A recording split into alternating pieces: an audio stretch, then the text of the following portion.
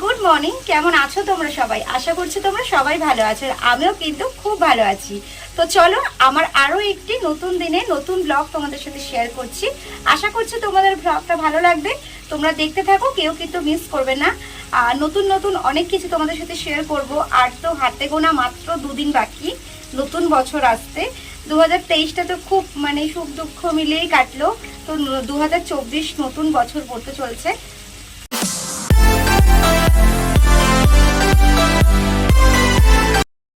সকালবেলা উঠে আজকে বাজার থেকে 1 কিলো লোটে মাছ কিনে নিয়েছিলাম। আজকে সকাল সকালই বাজার করেছিলাম। তো দেখো, এখানে আমি রান্না করতেও চলে এসেছি। আজকে করব লোটে মাছের ঝাল, যেটা খেতে আমার খুবই ভালো লাগে। আর তোমাদের কার কার লোটে মাছ খেতে ভালো লাগে প্লিজ কিন্তু কমেন্টস করে জানিও।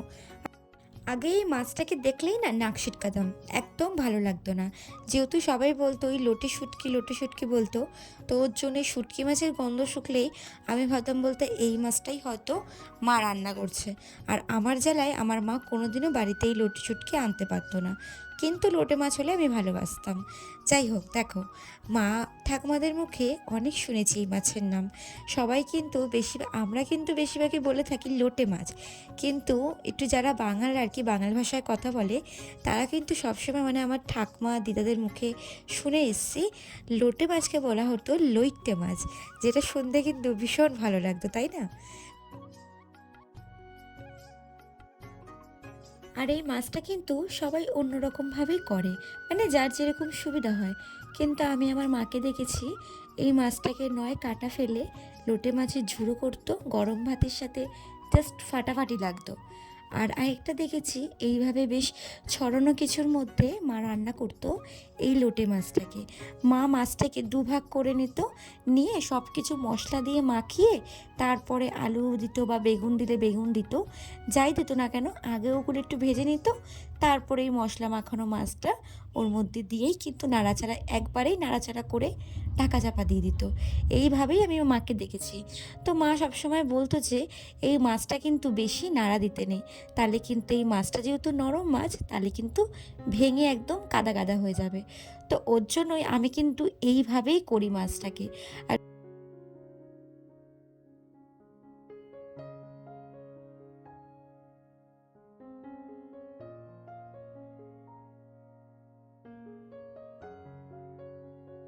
তো আমি দেখো এখানে একেবারে মাছটাকে আমি নাড়া দিয়ে ভালো করে এর মধ্যে কিছু টমেটো কুচি আর একটু কাঁচা লঙ্কা কুচিও আমি দিয়ে দেবো, দিয়ে একেবারে ঢেকে দেবো।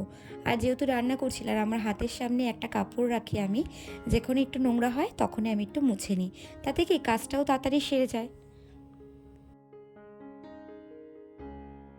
মোটামুটি সব রান্না বান্না বসিয়ে দিয়েছি। ওদিকে রিহুর জলটাও বসিয়ে দিয়েছি স্নানের, ও তেল মেখেছে, ওকে স্নান করানো হবে, তারপর লাস্টে ভাতটা বসিয়ে দেবো। আর ওদিকে মাছটা বসিয়ে দিয়েছি। মাছটা হতে এখন মিনিমাম আধ ঘন্টা টাইম লাগবে। তো ওদিকের কাজগুলো করে নিই। তো চলো, তোমরা ভিডিওটা কন্টিনিউ দেখতে থাকো। তো এদিকে আমার মাছটা হয়েও এসছে প্রায়, এবার জাস্ট নামিয়ে দেবো একটু ধনেপাতা কুচো দিয়ে, তারপরে নামিয়ে দেবো। তো ওদিকে দেখো রিহুরও স্নান হয়ে গেছে, আর ভাতটাও বসিয়ে দিয়েছি আমি। ঠিক এইভাবেই কিন্তু যতক্ষণ না তেল বেরাবে ততক্ষণ কিন্তু রান্নাটা করতে হবে।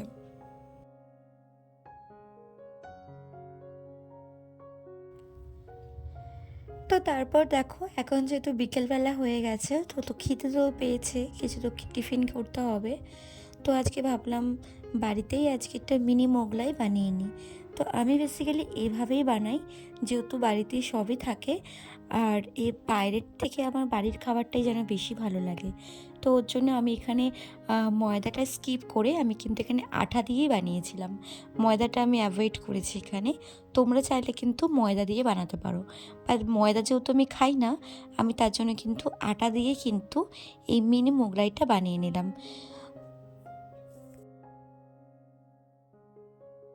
আমার হাজব্যান্ডও কিন্তু বাড়ির খাবারও বেশি ভালোবাসে, আর বেসিক্যালি আমি সব বানিয়ে দিই ওকে বাড়িতেই। আমি বাইরে কিছু খাই না সেরকম, আমি নিজেও খাই না, আর ওকেও আমি বাইরের খাবার খেতে দিই না। তো দেখো এখানে তো ওর জন্য বানিয়ে দিলাম টিফিনে, দুটো করে খেলেই বেশ পেট ভরে যাবে। তো চলো তোমাদের সঙ্গে আরেকটি রেসিপি আমি শেয়ার করব। সেটা হচ্ছে, শীতকাল তো মানেই হচ্ছে পিঠে পায়েস এগুলো খাওয়ার দিন। তো জানি না সংক্রান্তির দিনকে আমি কতটা কি করতে পারবো, বাট আজকে মানে আমি এর আগেও কিন্তু পিঠের রেসিপি দিয়েছি অনেক, তো আমি কিন্তু আগেই বানিয়ে আমরা খেয়ে নিচ্ছি। তো আজকে বানাবো একদম গ্রাম বাংলার ঘরোয়া উপায়ে একদম সহজ পদ্ধতিতে রসমালাই বানাবো। চলো তোমরা ভিডিওটা সবটা পুরোটা দেখতে থেকো, কেউ কিন্তু মিস করো না। ফার্স্টেই দেখো আমি কিন্তু দুধটা ওখানে জাল দিতে দিয়েছি, আর আমি যে দুধটা ইউজ করেছি সেটা হচ্ছে আমুলের গোল্ড ফ্রেশ যে দুধটা আছে সেই দুধটা আমি ওখানে অ্যাড করেছি, এটা হচ্ছে ফুল ক্রিম দুধ। আর তার এখানে আমি নিয়ে নিয়েছি গুঁড়ো দুধ, আমুলেরই গুঁড়ো দুধ আমি নিয়ে নিয়েছি, আর তার সঙ্গে 2টো ডিম অ্যাড করেছি। যেটা আমি ডিমের কুসুমটা আমি নিয়ে নিই, শুধু ডিমের সাদা অংশটা আমি নিয়েছি, নিয়ে ভালো করে ডিমটাকে আর গুঁড়ো দুধের সাথে ফাটিয়ে নিয়েছি। এমন করে মানে ফাটাতে হবে, ওটা কিন্তু লিকুইড করে দিলে হবে না, বা একদম মানে বেশি গাঢ়ও না আর বেশি একদম পাতলাও করলে হবে না, একদম মানে একটা মানে ছোটো ছোটো যেমন বড়ি দাও আর কি, ঠিক সেরকমভাবে কিন্তু ওটা মাখতে হবে। তো এদিকে দেখো আমি এখানে দুধটাও আমার ফুটে গেছে, আর ঠিক ব্যাটারটা হবে কিন্তু এরকম হবে। আমারটা একটু পাতলা হয়ে গেছে, কিন্তু এটা আটটু কিন্তু গুঁড়ো দুধ আমার লাগতো, তো আমার কাছে ছিল না বলে আর দিতে পারিনি। তোমরা কিন্তু করতে চাইলে আটটু কিন্তু গুঁড়ো দুধ অ্যাড করবে। তো এখানে আমি দুধের মধ্যে এলাচ লবঙ্গ দিয়ে ভালো করে দুধটাকে ফুটিয়ে নিয়েছি। যেই দুধটা ফুটে এসছে তখন কিন্তু এরকম চামচের সাহায্যে আমি ছোট্ট ছোট্ট করে কিন্তু দুধের ওপরে আমি এগুলো দিয়ে দিচ্ছি।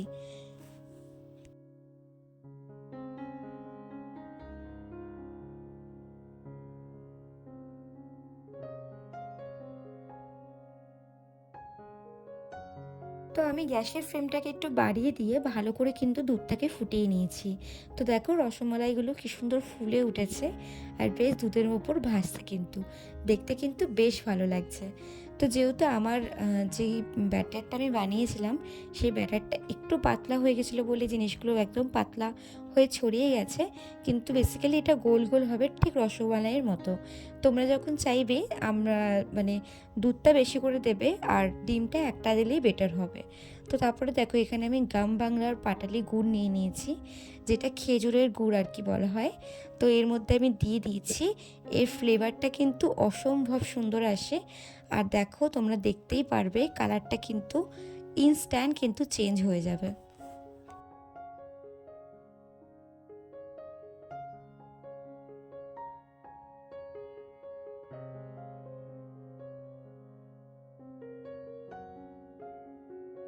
ভালো করে দুধটা একটু ঘন হয়ে গেলে তখন কিন্তু নামিয়ে নেব। নামিয়ে ঠান্ডা হয়ে গেলে কিন্তু দেখবে অটোমেটিক আরও গাঢ় হয়ে গেছে। তো সেক্ষেত্রে আমি একটা বাটিতে ঢেলে নিলাম তোমাদের দাদাভাইকে দেবো বলে। তোমরা চাইলে এখানে একটা কেশর অ্যাড করতে পারো, বাট আমি কিন্তু এখানে কোনো কেশর অ্যাড করিনি। চলো এবার তোমাদের দাদাভাইকে দেওয়া যাক। তো বন্ধুরা আজকের মতো ভিডিও এখানে শেষ করলাম, আবার দেখা হবে কালকে কোনো নতুন ব্লগের সাথে। আজকের ভিডিওটি কেমন লাগলো অবশ্যই কিন্তু লাইক কমেন্টস করে জানিও, ভালো লাগলে একটা ছোট্ট করে শেয়ার করে দিও। টাটা।